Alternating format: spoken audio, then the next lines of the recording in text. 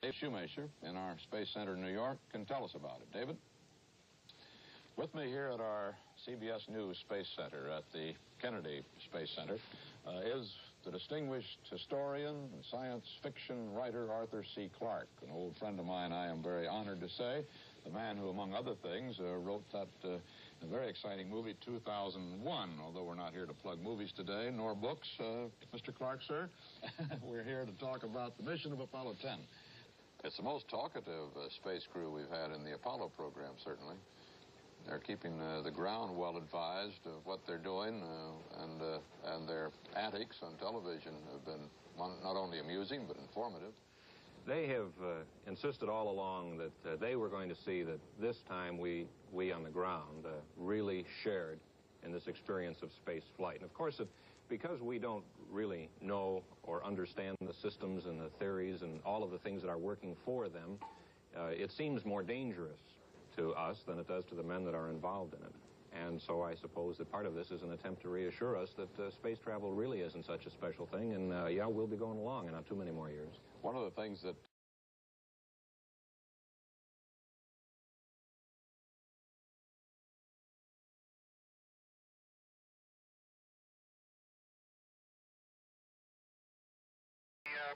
flow valve at about 20 seconds before the burn ended, and when I put it to normal, then the increase went from about 400 to 500. This is John Young reporting on the burn of the Service Propulsion System engine, which put the command ship and its attached lunar module into an absolutely perfect orbit around the moon, as had been planned months, even years ago, and is in their logbook.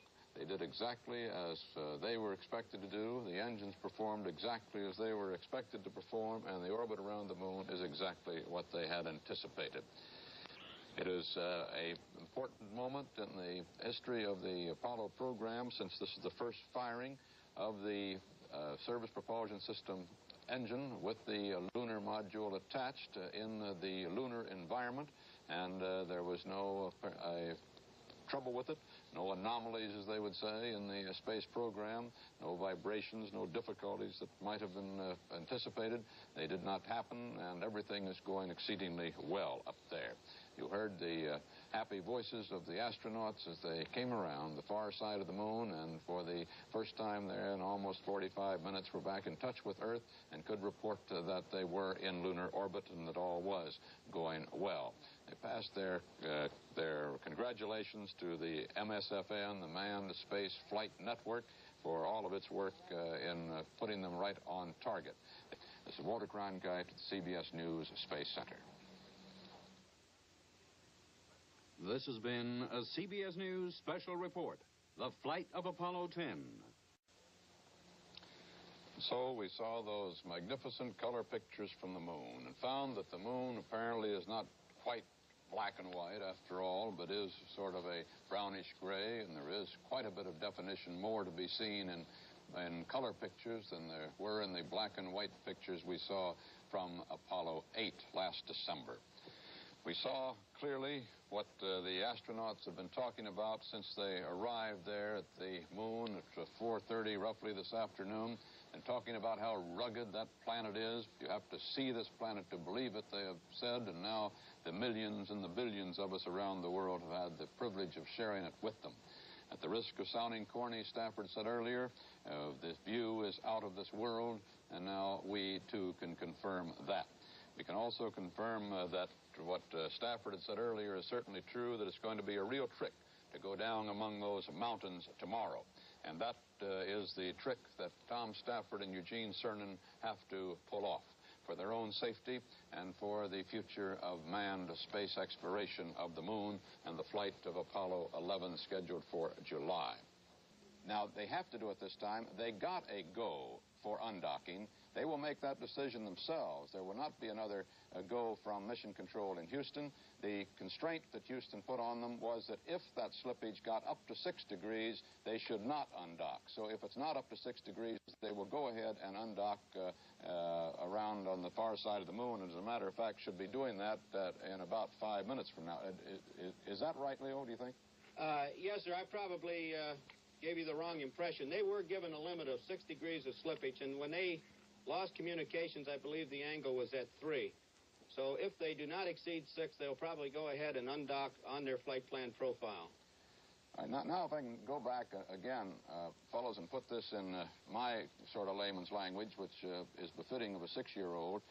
All right, now if I can go back again, fellows, and put this in my sort of layman's language, which is befitting of a 6-year-old. I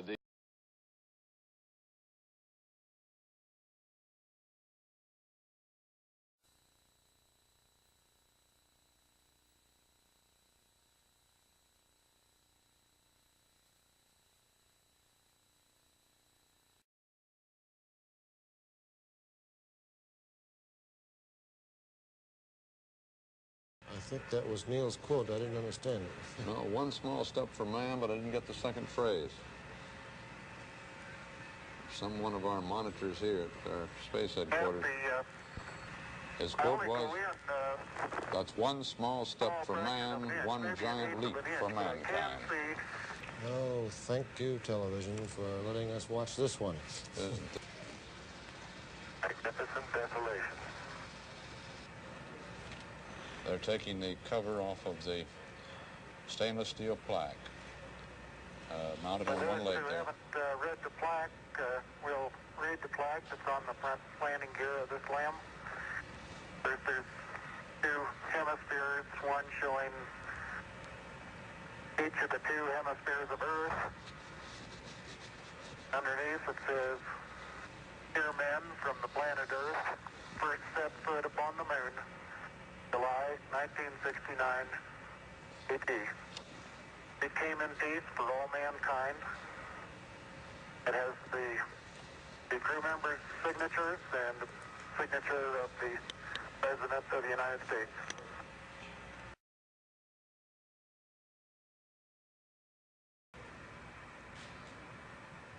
There it is, a U.S. flag on the surface of the moon. Yes, indeed. Started out behind time on this I and guess then you're caught about up. the only person around that doesn't have TV coverage of the scene. That's all right, I don't mind a bit. Hank Collins says he doesn't mind a bit not having television right now. How is the quality of the TV? Oh, it's beautiful, Mike, it really is. They've got the flag up now, and you can see the stars and stripes on the lunar system. Beautiful, just beautiful. That flag is on a frame. There is no wind to hold it out like that, of course.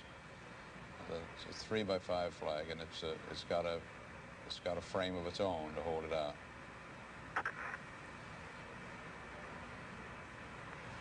I think they're taking pictures of each other with a Hasselblad camera. Yep. Exactly what they're doing. The first tourists on the moon. From their description, it sounds like someplace we might want to go after all. Aldrin called it magnificent desolation. Armstrong, stark beauty all its own. Roger, we'd like to get both of you in the field of view of the camera for a minute.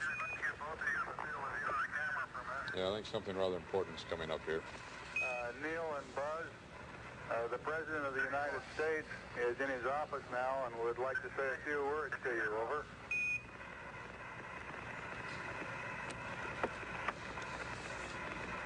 That would be an honor. Go ahead, Mr. President. This is Houston out.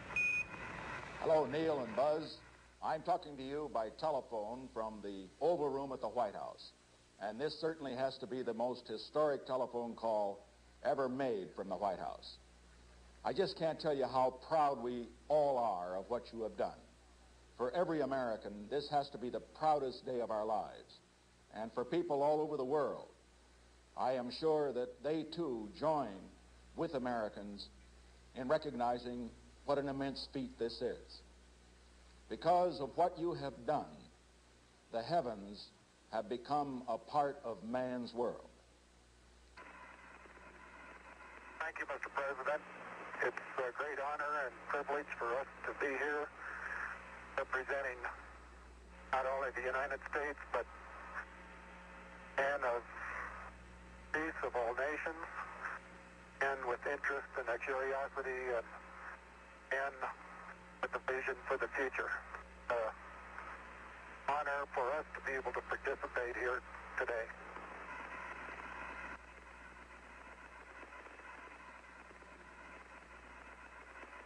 this is Houston. Neil and Buzz, the President of the United States is in his office now and would like to say a few words to you. Over.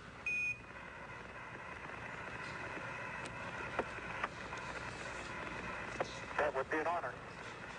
Go ahead, Mr. President. This is Houston out. Hello, Neil and Buzz. I'm talking to you by telephone from the Oval Room at the White House. And this certainly has to be the most historic telephone call ever made from the White House. I just can't tell you how proud we all are of what you have done. For every American, this has to be the proudest day of our lives. And for people all over the world, I am sure that they too join with Americans in recognizing what an immense feat this is. Because of what you have done, the heavens have become a part of man's world. Thank you, Mr. President.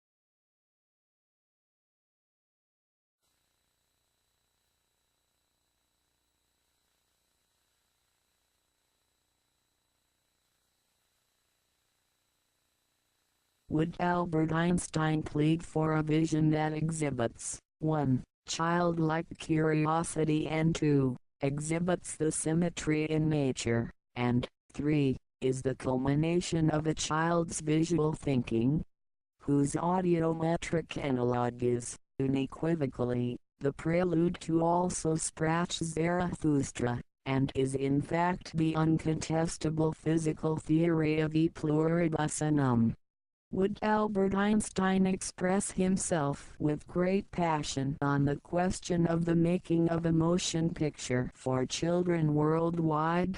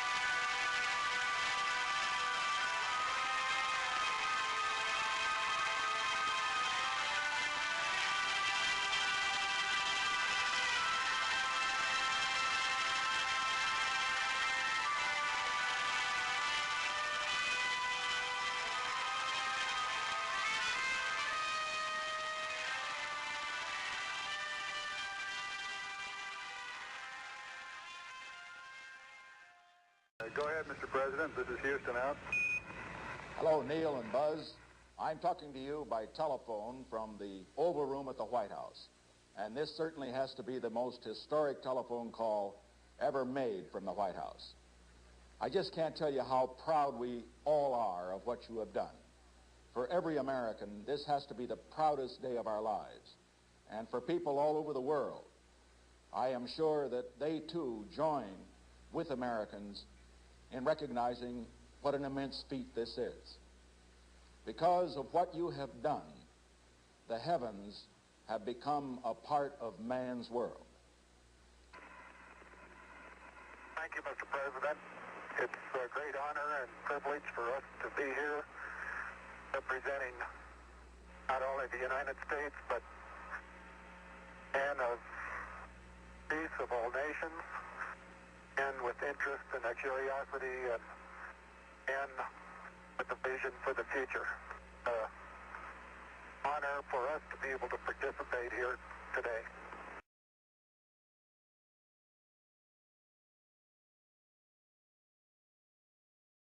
On video, I saw it in Mr. Anderson's high school physics class, right, which was probably second semester Lane Tech freshman, all right, immediately almost for a number of reasons, but that is inherent, and children, if I saw it at that age, 13 years old, all right,